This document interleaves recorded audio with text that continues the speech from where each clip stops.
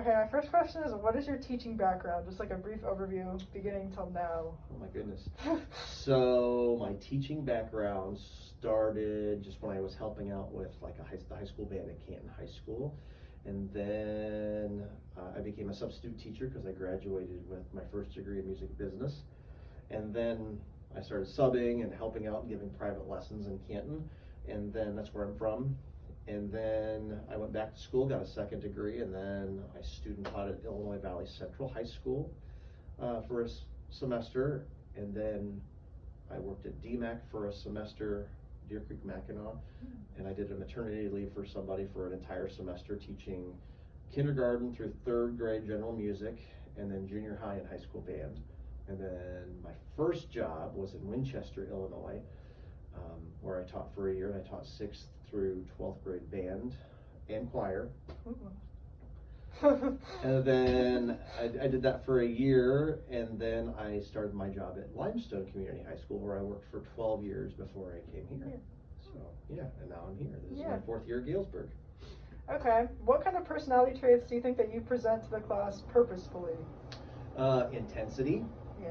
But also the other side too. I play both sides of the fence, I think, where there's got to be a level of intensity if you're going to be good at anything, and especially from a teaching/coaching perspective, which I kind of see both sides.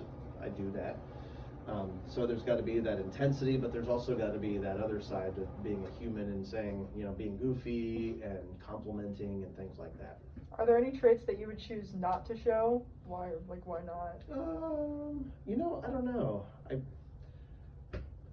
I would prefer sometimes when I'm not happy with the group, you know what I mean, not showing that, but yeah.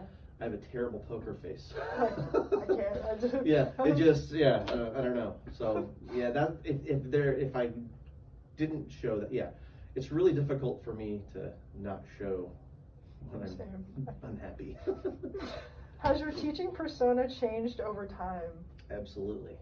So my intensity has really diminished. Really? So yeah.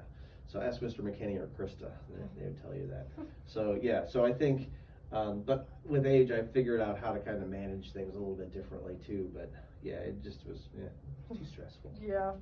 As an experienced teacher, what advice would you give me about building relationships with my future students? It's the most important thing that you can do, seriously, and that's one of the things that I've missed this year, why it's been a little bit harder, because 2 years ago, I always would have people in my office, and kids would get to know me on a personal level. They see me, when I'm all business and out there trying to get things done. Yeah. And I think that's intimidating sometimes, but they don't really know the other side of Mr. Impey, you know what I mean? So yeah. I think it's really, really important to start building those relationships with students, and yeah, I think especially with band, because you want to have that family type of atmosphere. Yeah, definitely. Okay, my last question. Was there a teacher in your life that you've kind of modeled your teaching persona after? Oh my goodness. I would say there's not one single teacher that I've modeled after, but I can tell you my high school band director was a guy who was incredibly smart and really inspired me.